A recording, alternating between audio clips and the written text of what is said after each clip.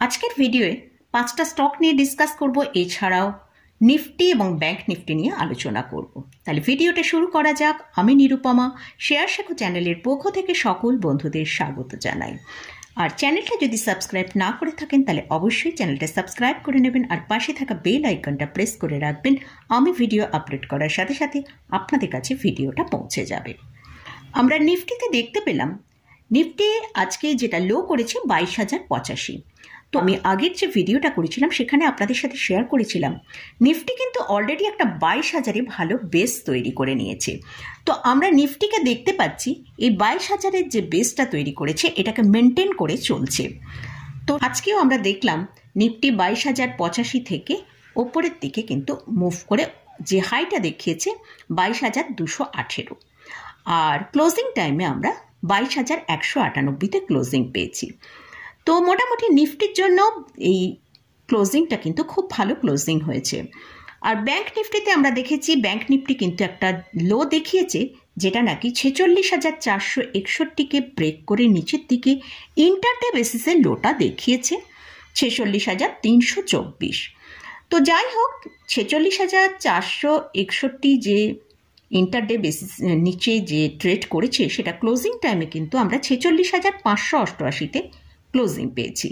আর bank Nifty high যেটা দেখিয়েছে 46,722 পর্যন্ত হাই দেখিয়েছে। নিফটি এবং ব্যাংক নিফটিতে আমরা মোটামুটি ঠিকঠাকই একটা পজিটিভ ক্লোজ পেয়েছি। এবারে আমরা 5টা স্টক নিয়ে ডিসকাস করব। ফার্স্ট যে স্টকটা নিয়ে আলোচনা করছি সেটা হচ্ছে টাটা মোটরস। টাটা মোটরে আজকে আমরা দেখলাম তার 52-উইক হাইয়ের ওপর ট্রেড করেছে এবং ক্লোজিংও আমরা পেয়েছি তার 52-উইক হাইয়ের ওপর। টাটা মোটরে আমরা ক্লোজিং পেয়েছি 961 টাকা। এই স্টকটা নিয়ে অনেকেই প্রশ্ন করেন যে এতটা র্যালি আমরা দেখতে পেয়েছি, এরপর কি করবেন। সেই জন্য আমার মতে আমি এই স্টকটাকে কিন্তু অবশ্যই, যদি আপনাদের পোর্টফোলিওয়ে থাকে, অবশ্যই হোল্ড করুন। এই স্টকটা লং টার্মের জন্য হোল্ড করুন। আমার টার্গেট অনুযায়ী প্রায় 2,000 টাকা এর টার্গেট রয়েছে। আর এই স্টকটাকে আমরা সকলেই জানি আমাদের ভারতের টেসলা হিসেবেই আমরা জানি, কারণ এই স্টকের এই যে টাটা মোটরের এই company luxury car, passenger vehicles car বা আপনি অর্ডিনারি যদি কোনো কার চান সেটাও কিন্তু এরা ম্যানুফ্যাকচারিং করে। এছাড়াও ট্রাক, বিভিন্ন আরও যেসব মালবাহী গাড়িগুলো আছে সেই গাড়িও কিন্তু এরা তৈরি করে। আর আপনি যদি পেট্রোল ডিজেলের কার চান সেও পাবেন, আবার ইভি কার সেটাও কিন্তু এখানে আপনি পেয়ে যাবেন। তাই আমার মতে বলে এই স্টকে যখনই আমরা কোনো ডিপ দেখব অবশ্যই কিন্তু সেখানে আমরা বাই পজিশন রাখার চেষ্টা করব। Q3 যে রেজাল্টটা আমাদেরকে দিয়েছে সেখানে সেলস দেখিয়েছে 1,10,577 করোড়। নেট প্রফিটের মধ্যেও আমরা খুব ভালো একটা জাম্প দেখেছি 7,145 করোড়। ইপিএসও ন্যাচারালি আমরা দেখেছি অনেক বেড়ে গেছে, সেটা 21.14-এ এসেছে। আর এফআইসদের এখানে হোল্ডিং আছে 18.62%, ডিআইসদের হোল্ডিং আছে 17.25%। আর এই স্টকটা এক বছরে প্রায় 128% র্যালি দেখিয়েছে। আর এই যদি টেকনিক্যালি দেখি এই স্টকটা মোটামুটি 940 টাকায় কিন্তু একটা ভালো সাপোর্ট রয়েছে। আর এই স্টকটা আরএসআইটা একটু ওপরের দিকে ট্রেড করছে, যেটা 74-এর কাছে। হয়তো আমরা একটু ডিপ এখানে দেখতে যদি পাই, শর্ট টার্মে যদি কেউ পজিশন নিতে চান অবশ্যই এই 940 টাকা স্টপ লস রেখে কিন্তু এখানে পজিশন নেওয়া যেতে পারে। নেক্সট যে স্টকটা নিয়ে ডিসকাস করছি সেটা হচ্ছে সাউথ ইন্ডিয়ান ব্যাংক। এই স্টকটা 114%-এর মতন কিন্তু এক বছরের রিটার্ন দিয়েছে। আর লাস্ট ইয়ার অর্থাৎ ডিসেম্বর 2023-এ থেকে একটা যেটা অ্যানাউন্স করেছিল রাইট ইস্যু, সেই রাইট ইস্যুটা এদের 1,115 কোটি টাকা সংগ্রহ করার পরিকল্পনা এরা নিয়েছে। এই রাইট ইস্যু 6 মার্চ থেকে 20 মার্চ 2024 পর্যন্ত এটা খোলা থাকবে। আর এই রাইট ইস্যুদের যে রেকর্ড ডেট সেটা হচ্ছে আজকে লাস্ট ডেট, অর্থাৎ 27শে ফেব্রুয়ারি। তাদের কাছে এই স্টকটা হোল্ডিংয়ে রয়েছে সেই সব শেয়ার হোল্ডাররা 4টে শেয়ারের জন্য একটা রাইট ইস্যু শেয়ার আপনারা পাবার যোগ্য। টেকনিক্যালি একটা স্টকটাকে দেখি, এই স্টকটা মোটামুটি 20, 50, 100 এবং 200 ডিএমআর ওপরে ট্রেড করছে। আরএসআইও মোটামুটি ঠিক জায়গায় আছে, 47-এর কাছে ট্রেড করছে। শর্ট টার্মের জন্য এই স্টকের যে স্টপ লসটা লাগাতে হবে সেটা হচ্ছে 28 টাকা 85 পয়সা।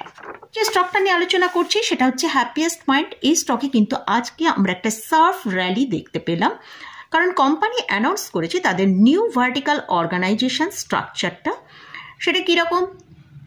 6টি নিউ ইন্ডাস্ট্রি গ্রুপ এখানে তৈরি হয়েছে। সেই গ্রুপগুলো হচ্ছে industrial, manufacturing and engineering utilised, health care and life science, retail, BFSI অর্থাৎ banking, financial and insurance, next media আর এন্টারটেনমেন্ট, আর লাস্ট হচ্ছে ইডি টেক। এই 6টা গ্রুপে কিন্তু তাদের নিউ ভার্টিক্যাল অর্গানাইজেশন যেটা তৈরি করেছে সেই পরিকল্পনাটা আজকে তারা অ্যানাউন্স করেছে এবং তাতে তাদের বলছে কোম্পানির ওপর কিন্তু একটা ভালো ডেভেলপ আসবে।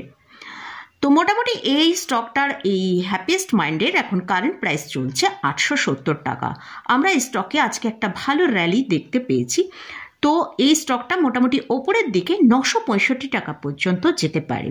এই স্টকের আরএসআইটা যদি দেখি 55.61-এর কাছে এখন দাঁড়িয়ে আছে। 848 টাকা একটা স্টপ লস মেনটেন করে নেক্সট যে স্টকটা নিয়ে আলোচনা করছি সেটা হচ্ছে ফেডারেল ব্যাংক। ফেডারেল ব্যাংকের এখন কারেন্ট প্রাইস চলছে 154 টাকা। এই স্টকটা 167 টাকা পর্যন্ত কিন্তু আমাদের যে হাই এখনো পর্যন্ত দেখিয়েছে এক বছরে সেটা 167 টাকা। স্টকটা এখন 50 এবং 200 ডিএমআর ওপরে ট্রেড করছে। এই জন্য এই স্টকটা এখন কারেন্ট প্রাইস চলছে 154 টাকা। এখানে অনেকেই স্টপ লসটা জানতে চান, সেই জন্য আমি এখানে স্টপ লসটা বলছি। স্টপ লস হিসেবে আপনারা 150 টাকা স্টপ লস রাখিয়ে ওপরের দিকে 160 এবং 65 পর্যন্ত যেতে পারে। আর এই স্টকটা যে পিতে এখন ট্রেড করছে একটা লোয়ার পিতেই ট্রেড করছে 9.68। এদের ডিসেম্বর কোয়ার্টারের যদি আমরা রেজাল্ট দেখি সেখানে কিন্তু একটা ভালো রেজাল্ট এরা আমাদের প্রোভাইড করেছে, যেটা রেভিনিউর মধ্যে আমরা দেখতে পাচ্ছি 6000 করোড়ের উপর রেভিনিউ হয়েছে। নেট প্রফিট দেখতে পাচ্ছি 1067 করোড়ের মতো নেট প্রফিট প্রোভাইড করেছে। এই স্টকের যদি শেয়ার হোল্ডিং প্যাটার্ন দেখি সেখানে এফআইসের হোল্ডিং দেখছি 29.38%, ডিআইসের হোল্ডিং আছে 44.39%। তাই এই স্টকটা কিন্তু এফআইস এবং ডিভাইসদের একটা ভালো পজিশন হোল্ডিংয়ে আছে। লাস্ট যে স্টকটা নিয়ে আলোচনা করছি সেটা হচ্ছে ইয়েস ব্যাংক। ইয়েস ব্যাংকের এখন কারেন্ট প্রাইস চলছে 25.1। আর এই স্টকের যদি আমরা 52 উইক হাই দেখি 32.8। আর এই স্টকের যদি আমরা পি দেখি কারেন্ট পি 71-এর কাছে ট্রেড করছে। এই স্টকটায় আমরা লাস্ট এক বছরে প্রায় 54% র্যালি দেখেছি। আর যদি 9 ফেব্রুয়ারি থেকে 27 ফেব্রুয়ারি পর্যন্ত এই স্টকে আমরা দেখতে পাচ্ছি 20% দাম কিন্তু নিচে এসেছে। তাতেও কিন্তু আমরা দেখছি এই স্টকের কারেন্ট যে পি চলছে সেটা 71-এর কাছে। তাই আমার মনে হয় এই স্টকে আরও ডিপ আসতে পারে। অবশ্যই আমরা এই জায়গায় কিন্তু একটা স্ট্রিক্টলি স্টপ লস কিন্তু মেনটেন করতে হবে, যেটা হচ্ছে 24.50। আর এই স্টকের যদি আমরা একবার শেয়ার হোল্ডিং প্যাটার্নটা দেখি, এফআইসের হোল্ডিং আছে 23.79, ডিআইসের হোল্ডিং আছে 41.98। তো এখানেও যদি আমরা অন্যান্য প্রাইভেট যে কোম্পানিগুলো আছে ব্যাংকিং শেয়ারের তাদের সাথে কম্পেয়ার করি, সেখানে আমরা দেখতে পাবো অন্যান্য শেয়ারের যেখানে 16, 20 এরম ট্রেড করছে, সেখানে কিন্তু ইয়েস ব্যাংকের পি ট্রেড করছে 71-এ। তাই অনেক কিন্তু এর ভ্যালু বেড়ে গেছে। তাই এজন্যই আমাদের স্টপ লসটা স্ট্রিক্টলি ফলো করতে হবে। তো মোটামুটি এই 5টা স্টক নিয়েই আজকে ডিসকাস করলাম। তো এই স্টকগুলোর মধ্যে আপনারা জানতে চেয়েছেন আমার ভিউ, সেটাই আমি কিন্তু এখানে ডিসকাস করলাম। তো এই স্টকে কোথাও আমি বাই রেকমেন্ডেশন করছি না। আজকের মতন ভিডিওটা এখানেই শেষ করছি। ভিডিওটা যদি ভালো লাগে অবশ্যই লাইক করবেন, শেয়ার করবেন, সাবস্ক্রাইব করবেন। ধন্যবাদ।